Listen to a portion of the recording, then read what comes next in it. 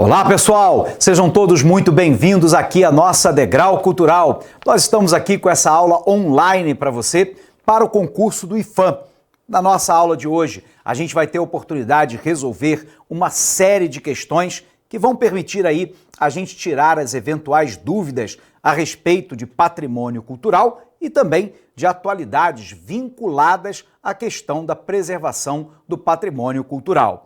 Então, pessoal, se você tem aí o interesse no concurso do IFAM, acompanhe conosco essa aula até o finalzinho. Eu tenho certeza que ela será muito proveitosa.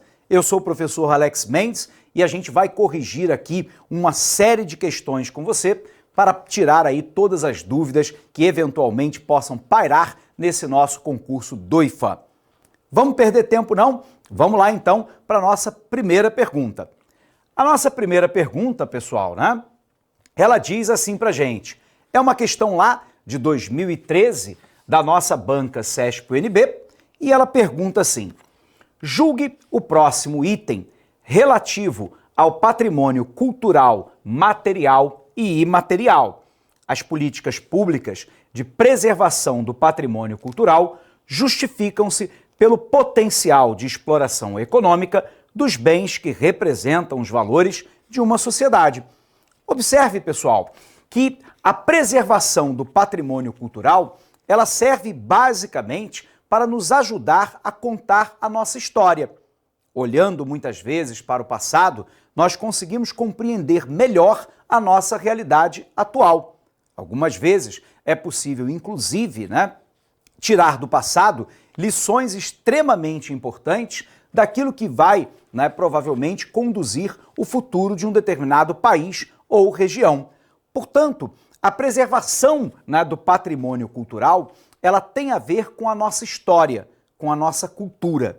Lembrando para você que quando nós falamos de cultura, é importante que se diga que nós não estamos nos referindo àquela ideia de cultura popular versus cultura erudita.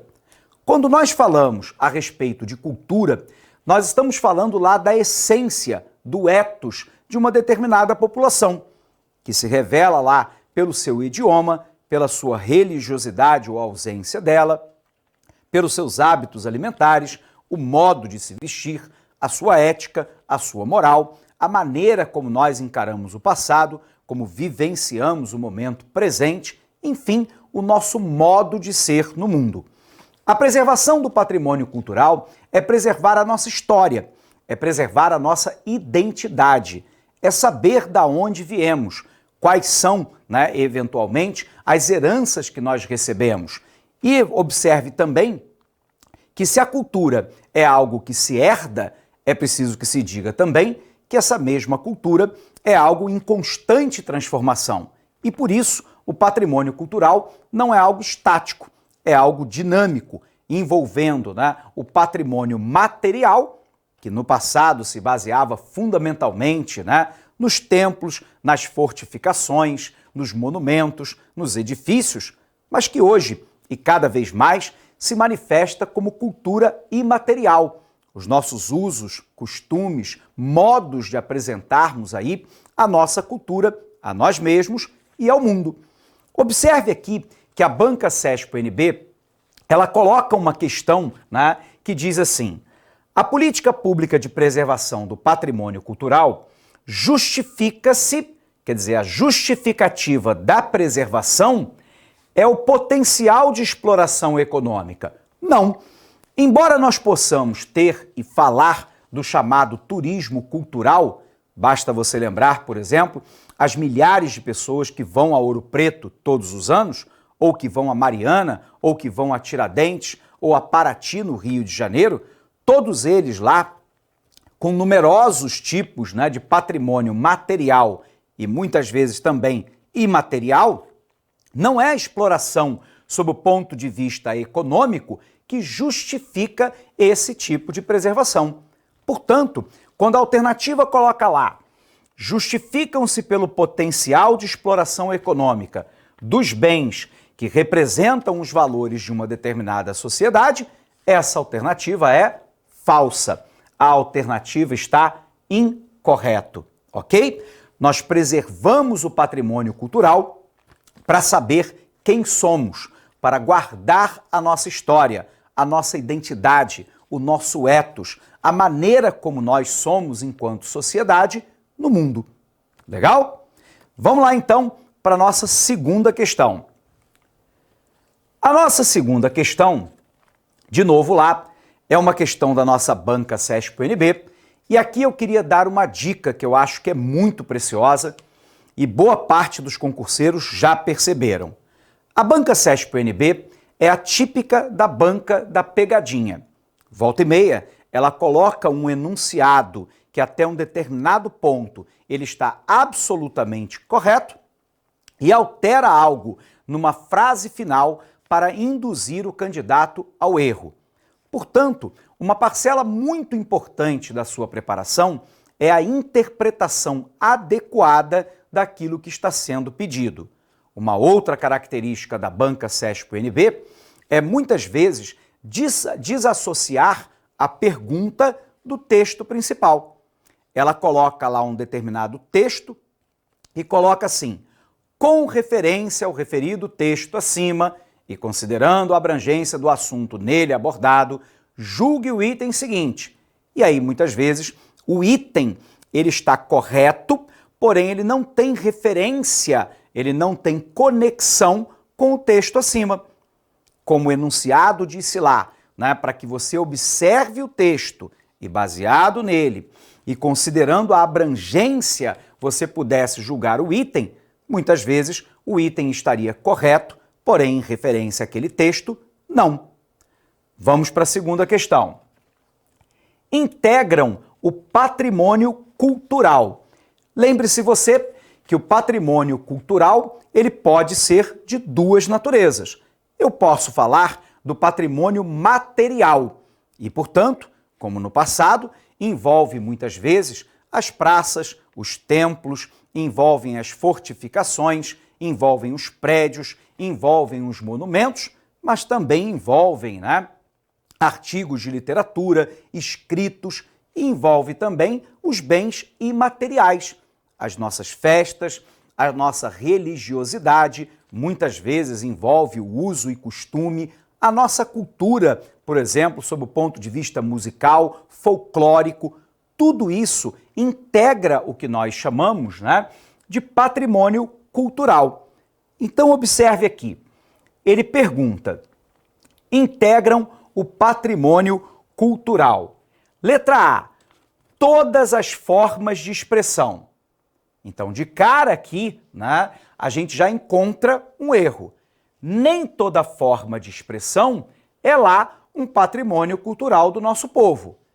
Todas as formas de expressão, modos de criar, fazer e viver, bem como as criações científicas, artísticas e tecnológicas, até aqui parece que está indo tudo razoavelmente bem, embora a gente pudesse aqui fazer uma crítica, né, de todas as formas de expressão, mas vamos deixar passar.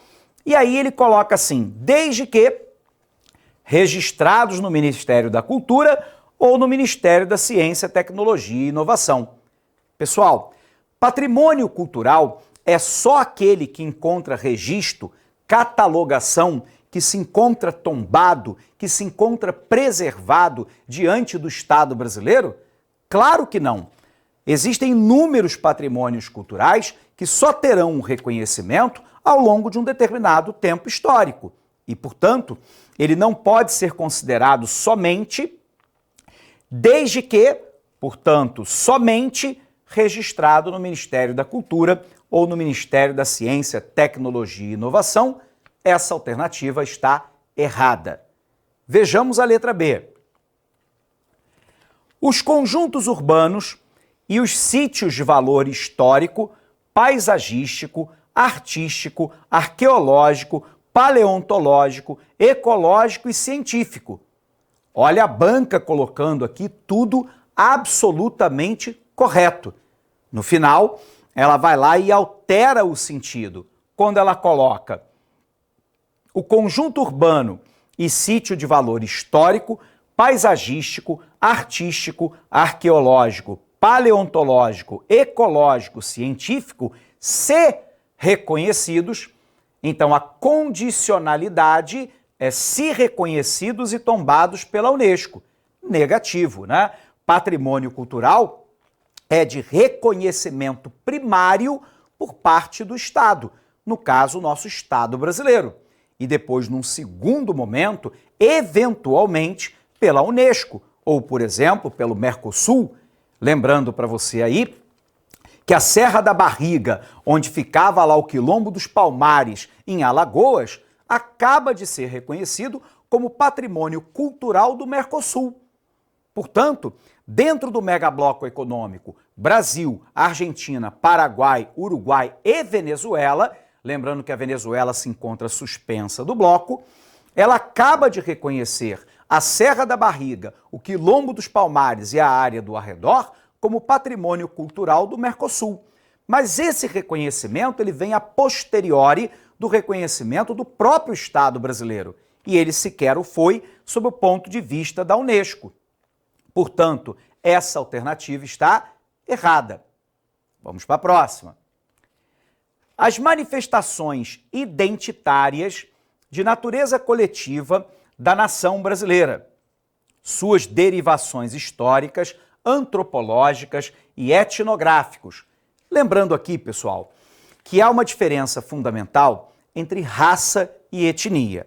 A título apenas de esclarecimento, no passado se tinha uma visão equivocada de que a humanidade se dividia em três grandes conjuntos raciais: os caucosoides, que são os brancos, os negroides, que são os negros, e os amarelos. Isso não goza de nenhuma cientificidade, até porque, né, a antropologia nos informa que nós somos o grupo de hominídeos que sobreviveu, dentre outros grupos que pereceram. Portanto, o nosso tronco é comum. O que faz sentido falar é de etnia, e etnia remete à cultura. Portanto, derivação histórica, antropológica e etnográfica, bem como as suas estruturas discursivas e a sua semiótica. Alternativa incorreta. A classificação não é essa sob o ponto de vista do patrimônio cultural. Sendo assim, a letra D, os bens da natureza material e imaterial, tomados individualmente ou em conjunto, referentes à identidade, à ação, à memória dos diferentes grupos formadores da sociedade brasileira. Opa, alternativa correta, né? Patrimônio cultural é material e imaterial que nos dá as características culturais do nosso próprio povo. Portanto, a nossa característica identitária, de identidade. Legal? Vamos lá então ver por que não a letra E. Obra, objeto, documento, as edificações e os demais espaços destinados às manifestações artístico-culturais, desde que tombados, né, pelo IPHAN. Observe, pessoal, a condição de patrimônio não é o tombamento. A condição de patrimônio é tudo aquilo que se revela como característica cultural do nosso povo. Essa alternativa, portanto, também está errada, portanto, o gabarito lá é a nossa letra D. Ok? Bom, vamos lá para uma nova rodada de questões. Vamos para a terceira. A nossa terceira questão é uma questão muito interessante que, volta e meia, a banca CESP-UNB explora. Ela coloca lá um pequeno texto e coloca uma pergunta relacionada ao texto que tem como objetivo fazer com que o candidato identifique lá, né, o seu conhecimento da disciplina correlacionando com a sua capacidade interpretativa. Vejamos o texto. O homem é o resultado do meio cultural em que foi socializado. Ele é um herdeiro do patrimônio cultural advindo de um longo processo acumulativo que reflete o conhecimento e a experiência adquiridos pelas numerosas gerações que o antecederam. Considerando as ideias do fragmento acima, julgue o seguinte item: nenhuma inovação pode resultar da formação do patrimônio cultural a que alude o texto em questão. O texto em questão fala do quê? Que aquilo que nós somos, sob o ponto de vista cultural, se deveu aos nossos antepassados, a uma transmissão cultural que acontece geração após geração.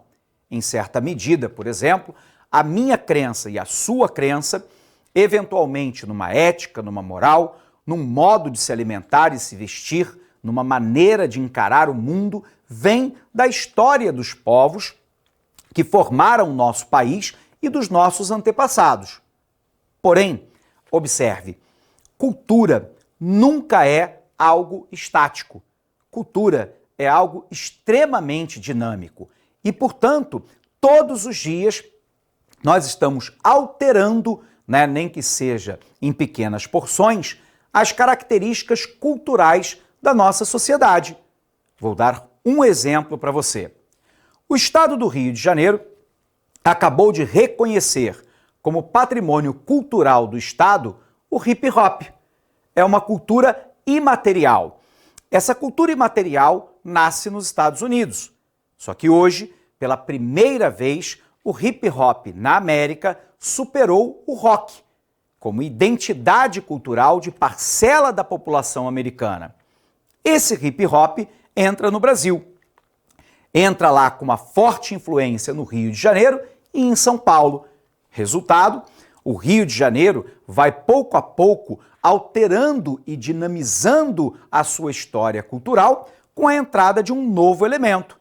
Portanto, embora o texto reconheça que o homem é resultado do meio cultural em que ele foi socializado, de que ele é o herdeiro de um patrimônio cultural advindo de um longo processo acumulativo que reflete o conhecimento e a experiência adquirida pelas numerosas gerações que o antecederam, afirmar lá que nenhuma inovação pode resultar da formação do patrimônio cultural a que alude o texto é uma afirmação incorreta, porque isso seria dizer que mecanicamente eu e você somos frutos do patrimônio cultural acumulado no passado.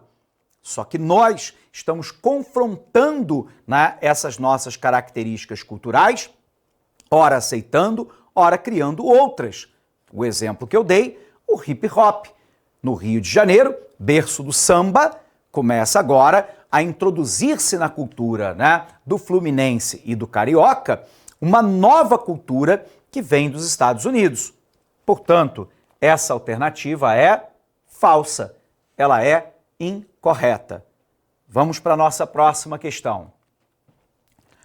A nossa próxima questão, pessoal, questão de número 4, diz assim: acerca do patrimônio cultural urbano no Brasil, julgue o seguinte item. Nesse sentido, que se considere que a sigla IPHAN, sempre que empregada, se refere ao Instituto do Patrimônio Histórico e Artístico Nacional. O patrimônio urbano tombado pelo IPHAN no Brasil restringe-se ao de origem colonial, caracterizado pelo barroco como expressão artística. O que a gente sabe, pessoal? Que na história do patrimônio cultural brasileiro, as primeiras manifestações de preservação cultural só irão acontecer para valer a partir da década de 1920. E somente em 1938 nós teremos lá o primeiro grande marco de tombamento de preservação cultural no nosso país, que foi Ouro Preto. Aliás, tópico importante para a atualidade vinculada ao patrimônio cultural, porque Ouro Preto está completando agora exatamente 80 anos do seu tombamento, nesse nosso ano de 2018. Portanto, muita atenção na hora da prova para a questão de atualidades vinculada ao patrimônio cultural. Os 80 anos do tombamento de Ouro Preto. Na década de 20 e na década de 30, E algumas décadas que lhe sucederam, a ideia de patrimônio cultural era a herança barroca do nosso país, durante o Brasil Colônia e parte do Brasil Império. Portanto, havia uma identificação muito clara com aquilo que nós havíamos falado anteriormente. Para nós, até aquele momento, patrimônio eram as coisas. Os templos, as fortificações, as praças, eventualmente os monumentos, eram os edifícios, era algo, sobretudo, relacionado ao período barroco brasileiro. Porém, gratamente, isso vai sendo modificado ao longo do tempo histórico e nós passamos a entender patrimônio cultural não somente aquele datado de um período da nossa história, mas aquele que faz parte de toda a nossa história, inclusive a própria história contemporânea. Sendo assim, a gente tem agora o Brasil candidatando, né? E aí um outro tópico de atualidades vinculado ao patrimônio, o Brasil está candidatando, né, a festa folclórica do Bumba Meu Boi, característico do Maranhão, né, no nosso país, mas que se espalha, né, por boa parte da região norte. O Bumba Meu Boi está sendo levado pelo Brasil para o reconhecimento, né, do patrimônio cultural, né, imaterial mundial a nível da Unesco, exatamente porque o Brasil tem lá que hoje patrimônio cultural não é somente praça, prédio, monumento, fortificação, templo e muito menos aquilo somente relacionado ao barroco. Portanto, quando ele afirma lá, o patrimônio urbano tombado pelo IPHAN no Brasil restringe-se ao de origem colonial, caracterizado pelo barroco como expressão artística, está claramente incorreto. Alternativa falsa. Vamos para a próxima. Nossa quinta questão é uma questão muito interessante de 2017. A banca não é a nossa CESP-UNB, é a FGV. Mas eu trouxe para você porque faz parte de atualidades, né, relacionadas ao patrimônio cultural. Foi feita lá pela Prefeitura de Salvador e ela mostra aqui a lavagem da escadaria do Bonfim. E aí a pergunta é a seguinte: em 2013, a festa de Nosso Senhor do Bonfim, comemorada em Salvador, na Bahia, recebeu o título de Patrimônio Cultural do Brasil. A principal razão para esse reconhecimento está associada. O que é a festa de Nosso Senhor do Bonfim? É uma característica muito clara do processo de assimilação e de miscigenação de tradições religiosas seculares. De um lado, o catolicismo, representado pela Igreja Católica de Roma, portanto ocidental, que foi a matriz cultural religiosa trazida pelos portugueses para o nosso país, e do outro lado, as chamadas religiões animistas africanas, que de certa forma, para poder sobreviver sob o ponto de vista cultural, acabou incorporando parte daquilo que era a cultura católica como as suas próprias divindades. E, portanto, esse processo de assimilação por um lado e miscigenação por o outro criou uma cultura, um caldo cultural religioso típico da Bahia, que se refere lá, portanto, à festa de Nosso Senhor do Bonfim. Legal? Observe lá então. A principal razão para esse reconhecimento está associada, letra A valorização do ritmo musical e dança brasileira de origem luso-africana.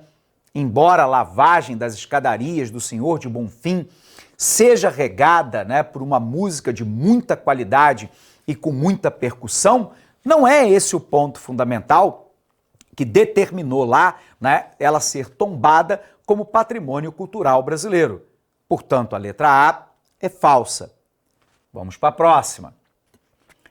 A política de inclusão de tradições africanas e indígenas na cultura erudita do país. Aqui nós temos, né, um grave erro. Via de regra, nós temos lá uma dicotomia, né, entre dois grandes espectros culturais. De um lado, a chamada cultura erudita, né, que seria uma cultura mais valorizada, sobretudo marcada pelo eurocentrismo, ou seja, aquela advinda da cultura europeia, que se manifesta pela música, mas pela literatura. Um exemplo claro seria a música, né, erudita, que é aquela música de câmara ou orquestrada, ou ainda uma literatura, né, focada basicamente de base europeia, além de outras manifestações como o teatro.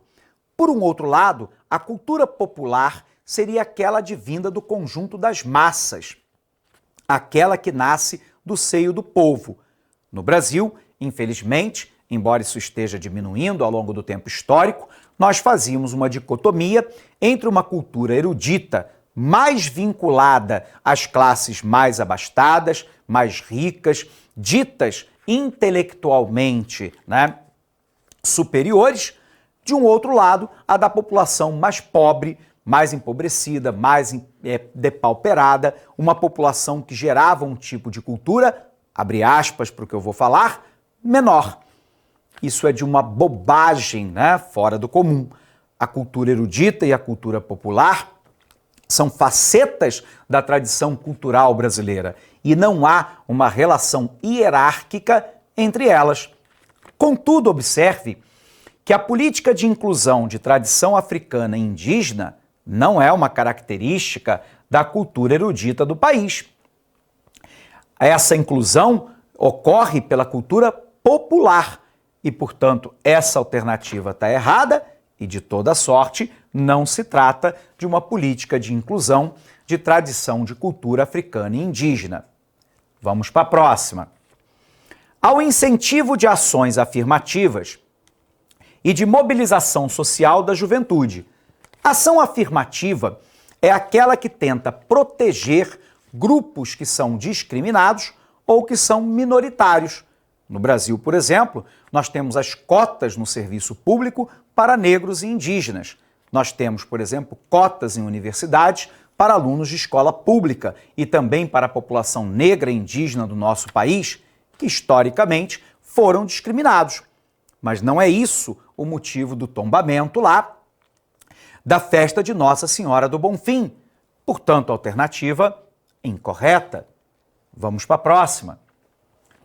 Ao reconhecimento da vivência coletiva da religiosidade católica e afro-brasileira. Opa, bacana, né? Nós estamos falando de um lado na assimilação, no outro lado na resistência, no outro lado na miscigenação entre religiões afro-brasileiras e o próprio catolicismo trazido pelo português europeu.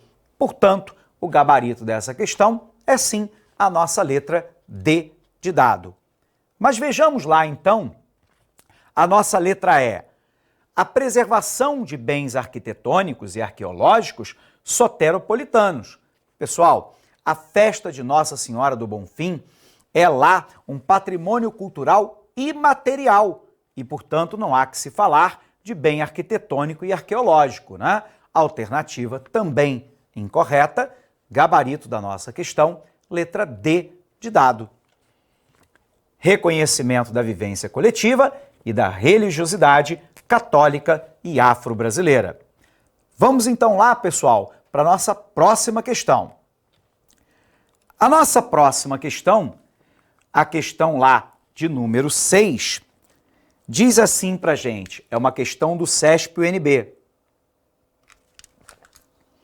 E nos afirma assim, ano 2014, tendo em vista que no cenário contemporâneo, apesar da hibridização sociocultural, o que é uma hibridização sociocultural, né?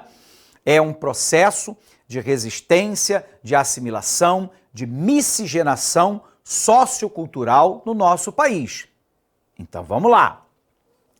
Tendo em vista que no cenário contemporâneo, apesar da hibridização sociocultural e da consequente banalização dos artefatos, Os públicos interessam-se pelas paisagens históricas devido ao fato delas serem consideradas um dos fundamentos da construção de identidades. Julgue o item seguinte. Desde sua criação, o Serviço do Patrimônio Histórico e Artístico Nacional, do qual originou-se o Instituto do Patrimônio Histórico e Artístico Nacional, IPHAN, voltou-se para o registro de bens culturais brasileiros de natureza imaterial.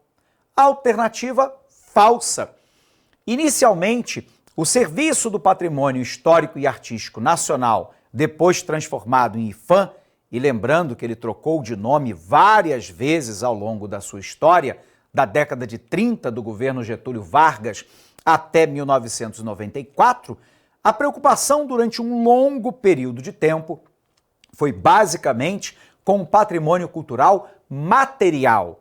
Aliás, a Conferência sobre o Patrimônio Imaterial de 1993 é que começa, de fato, a modificar de maneira sensível a percepção nacional a respeito do tema.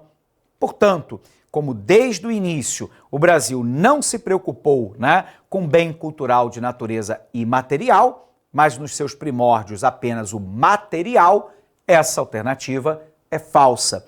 Ela está incorreta.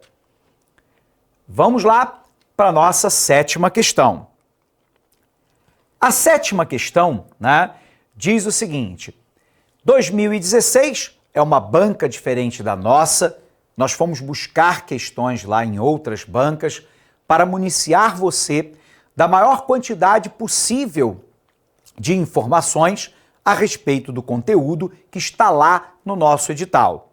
Então veja bem, segundo o IPHAN, o Instituto do Patrimônio Histórico e Artístico Nacional, as práticas e domínios da vida social que se manifestam em saberes, ofícios e modo de fazer dizem respeito a classificação do IPHAN segue lá a Conferência do Patrimônio Imaterial de 1993, que vai colocar lá, basicamente, que os saberes, os ofícios, os modos de fazer, os usos, costumes, fazem parte do patrimônio cultural imaterial, dos países e das nações como um todo reunidas lá na Unesco.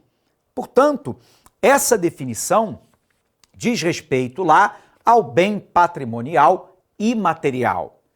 Então vamos lá. Letra A. Ao notório saber de natureza cultural. Se eu estou falando lá, pessoal, em saberes, ofícios, modo de fazer, que caracteriza a prática e o domínio da vida social, embora eventualmente ele possa ser cercado de saberes de natureza cultural, o que o caracteriza não é a notoriedade, não é o saber douto a respeito dessas questões. É saber que o bem imaterial compõe o nosso patrimônio cultural. Portanto, a alternativa está incorreta. Letra B. Há uma prática cultural de valor natural. A prática cultural de valor natural não se relaciona necessariamente com saberes, ofícios e modos de fazer. Alternativa incorreta. Letra C. Reserva cultural da sociedade civil. Na realidade, é de toda a sociedade. Até porque eu tenho lá um patrimônio cultural material e imaterial que não diz simplesmente da sociedade civil, mas também de toda a sociedade brasileira como um todo, incluindo aquela dita militar. Lá também há patrimônio cultural da história da formação das Forças Armadas e Policiais brasileiras. Portanto, está errado. O correto aqui são os bens culturais de natureza imaterial. Portanto, o gabarito é nossa letra D de dado. Vamos para a nossa oitava questão. A oitava questão nos diz assim: 2016, a banca de novo é uma banca diferente E a gente fez questão de pegar, né, questões, repito, que representasse para você a maior amplitude possível de temas para a gente trabalhar aqui na prova do IFAM. Lembrando que já faz muitos anos, né, que nós tivemos lá questões relacionadas a patrimônio cultural para o IFAM e, sobretudo, relacionadas à nossa banca Sebrasp, Cesp e UNB. E, sendo assim, a gente teve que buscar em outras bancas. No entanto, o que importa não é somente entender o comportamento da banca, é revisar conteúdo. Então vamos lá. Nossa 8ª questão diz assim: o plenário do Senado aprovou nessa terça-feira, é uma questão, portanto, relacionada a atualidades relacionada ao patrimônio cultural. O plenário do Senado aprovou nessa terça-feira, dia 1º/11/2016, um projeto de lei que torna um evento uma manifestação cultural nacional e um patrimônio cultural imaterial. Como o texto já foi aprovado, também pela Câmara, segue agora para a sanção do presidente da República, Michel Temer. Nós estamos falando, pessoal, da vaquejada. Aqui houve um imbróglio jurídico muito forte. O governo do estado do Ceará havia tentado criar lá uma legislação que protegia a vaquejada com características, né, da cultura imaterial do estado do Ceará e de boa parte do Nordeste brasileiro. Vamos lembrar, o que é a vaquejada, né? A vaquejada é quando nós temos lá, né, um animal, né, bovino, normalmente, né, um boi, né, que é solto, né, dentro de uma área cercada, e cavaleiros, né, normalmente em dupla, tem lá, né, que pegar o animal pelo rabo, né, dentro de 2 linhas demarcadas e levar o animal ao tombamento. Aquele que conseguir fazê-lo de maneira mais rápida e eficiente vai ganhando pontos dentro da vaquejada. Pois bem, isso opôs 2 grupos no nosso país. De um lado, grupos relacionados à proteção do direito dos animais, que dizia que aquela prática, embora fosse uma prática cultural antiga, arraigada na tradição do Nordeste brasileiro, era um cenário de crueldade contra os animais. Alegava-se lá também que não se poderia, em nome de uma cultura, né, sujeitar um animal a algum trato que não fosse um trato considerado minimamente digno. E, nesse caso, eles consideravam como maltrato. O governo do estado do Ceará, no entanto, teve um entendimento diferente. O entendimento, né, do governo do estado do Ceará é que, dado aí o devido respeito e cuidado para que o animal não fosse submetido, né, a um estresse, a uma tortura, a um maltrato exagerado, a vaquejada era um patrimônio imaterial do Nordeste como um todo e do Ceará em particular. Isso foi levado até o Supremo Tribunal Federal e o Supremo deu um parecer de inconstitucionalidade, tudo bem, para essa legislação específica do estado do Ceará. Resultado, criou-se uma celeuma, né, no parlamento brasileiro, onde boa parte dos parlamentares são exatamente representantes dos estados do Nordeste.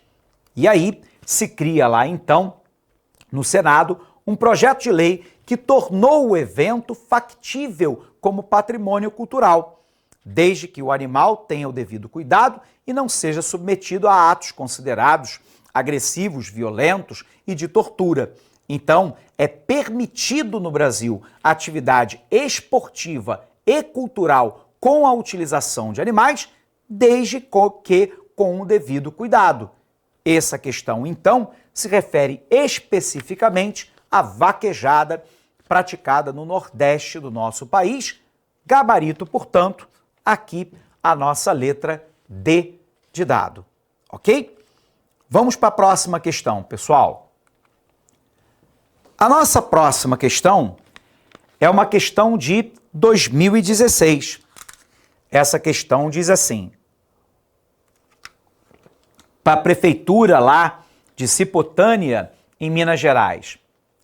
Apontado como um mecanismo importante de financiamento cultural no Brasil, é constantemente alvo de críticas e voltou ao debate nacional por causa da extinção, agora revertida, do Ministério da Cultura na gestão interina de Michel Temer. Observe lá, pessoal, que na década de 1990, durante o governo Fernando Henrique Cardoso, foi criado lá uma lei chamada Lei Rouanet, em homenagem lá a Sérgio Rouanet, que foi o ministro da Cultura. A Lei Rouanet, ela prevê a possibilidade da destinação de parcela do imposto devido, do imposto de renda, que, portanto, seria destinado diretamente ao cofre público, que ele seja destinado mediante doação para atividades culturais no nosso país. Criava-se, então, uma possibilidade muito importante de financiamento da cultura, do cinema, do teatro, das festas folclóricas, das amostras de arte plástica, mas também, né, da música, da literatura, do cordel, né, enfim, uma multiplicidade de expressões no nosso país. A crítica, que foi muito profunda durante muito tempo, é que havia um uso, abre aspas, considerado indevido desse recurso, porque quando o Estado ele se furta a um direito legítimo de recebimento do tributo, na verdade, abre aspas, indiretamente ele está pagando parte do custo de produção daquela apresentação cultural, daquela música, daquela literatura, daquele folclore, né? Enfim, o Estado brasileiro, indiretamente, financia uma atividade cultural qualquer. E aí nós tivemos, né, infelizmente, no nosso país, um conjunto de abusos por todos os lados. Financiamento captado com a Lei Rouanet para a produção de filme que 12 anos depois ainda não estava pronto. Ou ainda, captação através da Lei Rouanet para determinados shows, né, vinculados aí a artistas de renome no cenário nacional que não precisavam de financiamento da Lei Rouanet. E, portanto, a cultura popular, a pequena cultura vinculada à população, essa, via de regra, não havia sido cotejada em larga escala com linhas de financiamento. Havia uma crítica muito profunda, mas a lacuna aqui é Lei Rouanet. Então vamos lá. Esta lei, criada em 91, né? Eu falei o governo governo Collor, e permite que produtores e instituições captem, junto à pessoa física e jurídica, recurso para financiar projeto cultural. O valor destinado a esses projetos pode ser deduzido integralmente do imposto de renda a pagar. Marque a alternativa que completa corretamente o enunciado. Nós estamos falando da Lei Rouanet. Portanto, o gabarito aqui é a nossa letra B de bola. Vamos para a nossa próxima questão. Questão nossa aí, de número 10, diz assim: CESP-UNB, com relação à proteção do patrimônio imaterial, julgue o seguinte item. De acordo com a Convenção para a salvaguarda do patrimônio cultural imaterial de caráter internacional, são considerados como patrimônio cultural imaterial as práticas e expressões culturais, afora os objetos culturais a ela relacionados. Aqui, pessoal, é o exemplo claro daquilo que a gente estava falando de pegadinha da banca CESP-UNB. O aluno é induzido ao erro porque a frase ela está quase toda ela correta. Observe. De acordo com a Convenção para a Salvaguarda do Patrimônio Cultural e Imaterial, de caráter internacional, de 1993, são consideradas como patrimônio cultural e material a prática e as expressões culturais, mas ele coloca afora, ou seja, retirando-se os objetos culturais a ela relacionados. E isso não é verdadeiro. O patrimônio imaterial muitas vezes está relacionada a um patrimônio material a ela vinculado. Vou te dar um exemplo. A literatura de cordel e o repente do Nordeste. Quando você olha para a literatura de cordel e o repente, você tem um exemplo claro, né, de um bem material, a literatura de cordel historicamente estabelecida no Nordeste brasileiro, e muitas vezes a cantata dessa literatura de cordel na forma de repente. Portanto, não há que se dissociar essas duas manifestações culturais. O repente é uma característica do patrimônio cultural do nordestino brasileiro e, muitas vezes, fortemente vinculado a uma literatura de cordel, a um saber popular manifestado na forma de pequenos livretos que era vendido em varais, e ainda o são, no Nordeste brasileiro. Sendo assim, Patativa do Assaré é um exemplo clássico que vai ligar essa questão, né, de um lado do repente e do outro lado a literatura de cordel.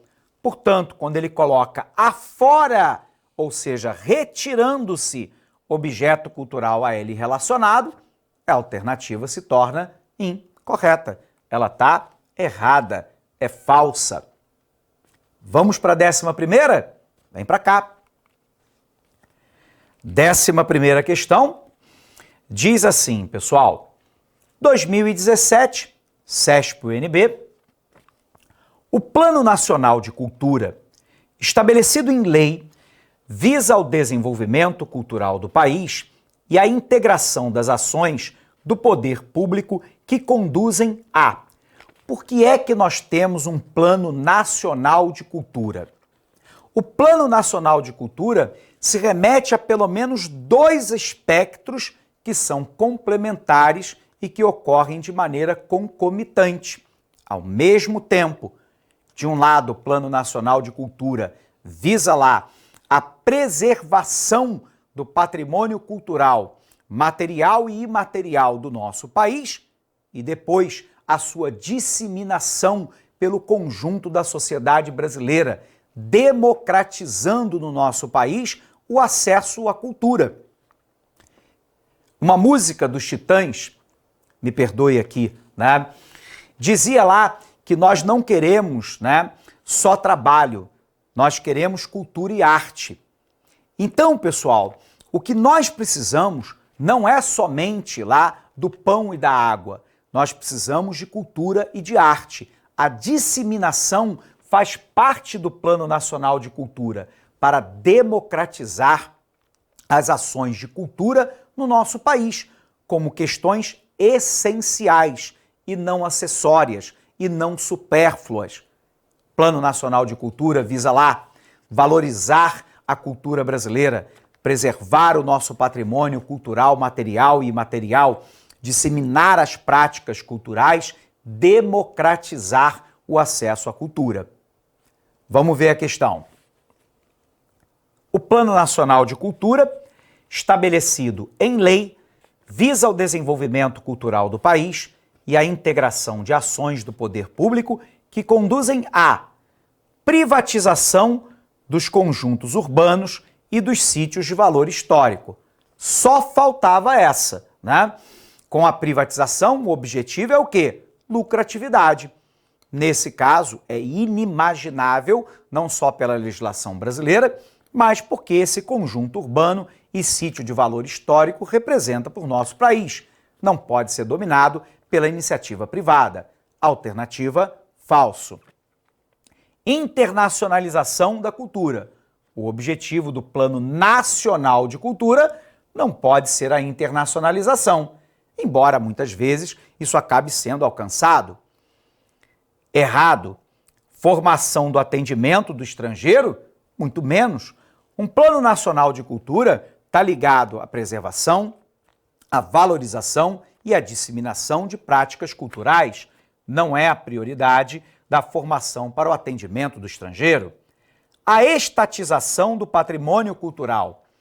Patrimônio né, estatizado é aquele que tem como objetivo fundamental a sua preservação, trazendo como responsabilidade o Estado brasileiro. Todo e qualquer patrimônio tem lá, né, a salvaguarda do poder do Estado? Não. E, portanto, essa alternativa está errada. Correto lá, então, a democratização do acesso aos bens de cultura do nosso país. 12ª questão. Vamos lá para ela. Banca Fundatec, né, para a Assembleia Legislativa do Rio Grande do Sul, nos pergunta assim. Segundo a Constituição Federal de 1988, em seu artigo 216, constituem patrimônio cultural brasileiro os bens de natureza material e imaterial, tomados individualmente ou em conjunto, portadores de referência à identidade, à ação, à memória dos diferentes grupos formadores da sociedade brasileira. E aí a pergunta é assim: assinale a alternativa que não se configura em patrimônio cultural. Muita atenção na hora de prova, porque muitas vezes ele pergunta lá se a alternativa é falsa ou não se configura, não se relaciona, e o aluno acha uma questão que se relaciona e marca ela como correta. É claro que ela está correta, mas não é aquilo que está sendo pedido. Então eu ressalto com você. Muito cuidado na interpretação. Então vamos lá. Assinale a alternativa que não se configura como patrimônio cultural. Os modos de criar, fazer e viver faz parte do nosso patrimônio cultural? Sim, é o nosso patrimônio cultural imaterial. Portanto, a letra A é verdadeira. As formas de expressão são patrimônio cultural? São. Que são formas de expressão, professor? Por exemplo, a música, a literatura, o cordel, né? Eventualmente a nossa religiosidade, o nosso folclore, são todas formas, né, de expressão. Isso inclui patrimônio cultural? Sim. Portanto, letra B, correta.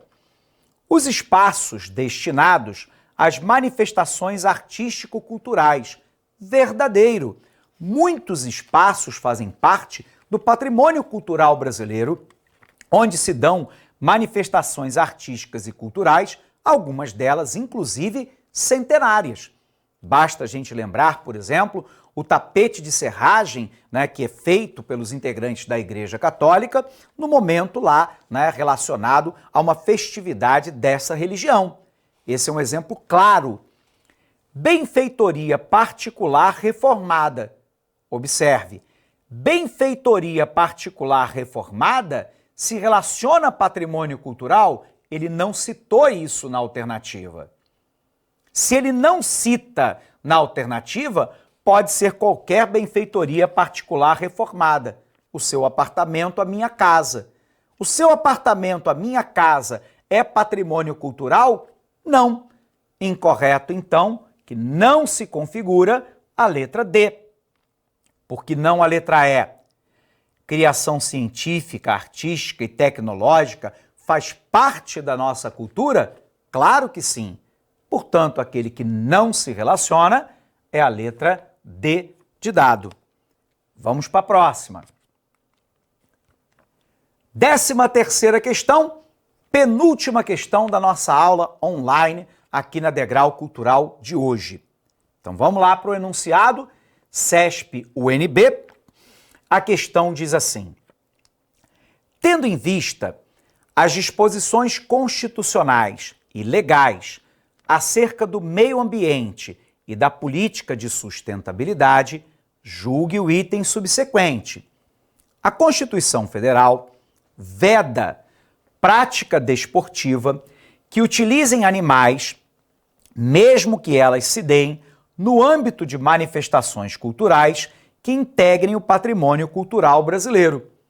Observe, pessoal, que a Constituição Federal não veda tal prática.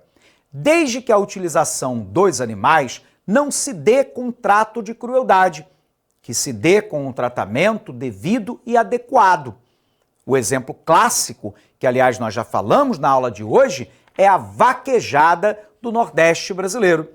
Portanto, a prática da vaquejada, né, que vai utilizar uma prática desportiva, mas que também é cultural, tudo bem, desde que observados lá, né, o devido cuidado com os animais, que eles não sejam submetidos a maltrato, a tortura, né, a mutilação, pode ser realizado.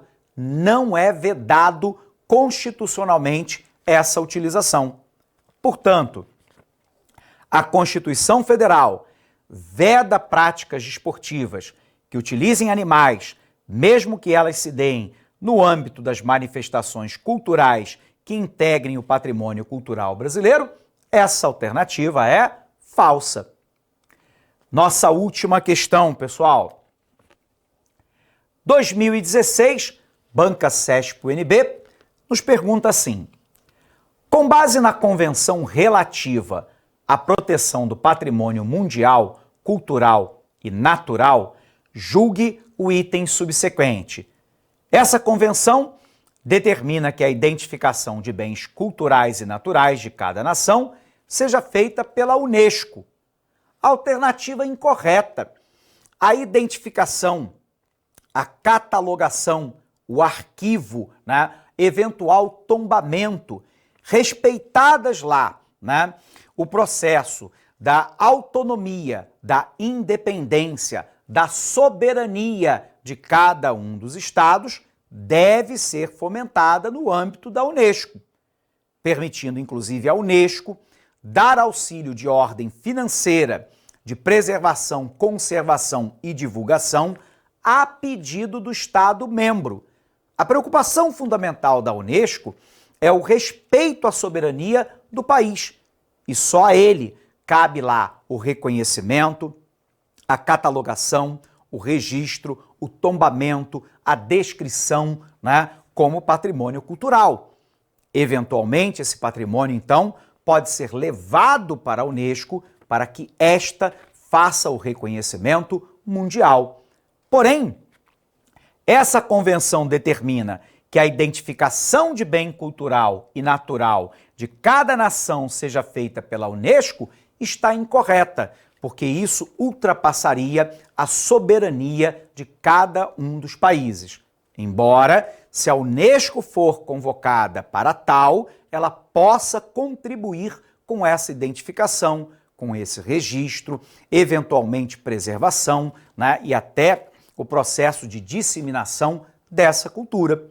Portanto, essa questão está incorreta. Pessoal, primeiro eu preciso dizer para você que é um prazer imenso para nós aqui da Degrau Cultural estar com você nessa aula ao vivo. Se você gostou, dá um like aí, deixa os comentários, será um prazer imenso a gente poder receber as suas opiniões a respeito dessa aula. Nós da Degrau Cultural temos um curso específico aí para o IFAM com uma equipe de professor especializada nesse concurso. A melhor preparação está aqui, Degrau Cultural. Um abraço grande para você, bons estudos e, com certeza, até a aprovação. Até lá!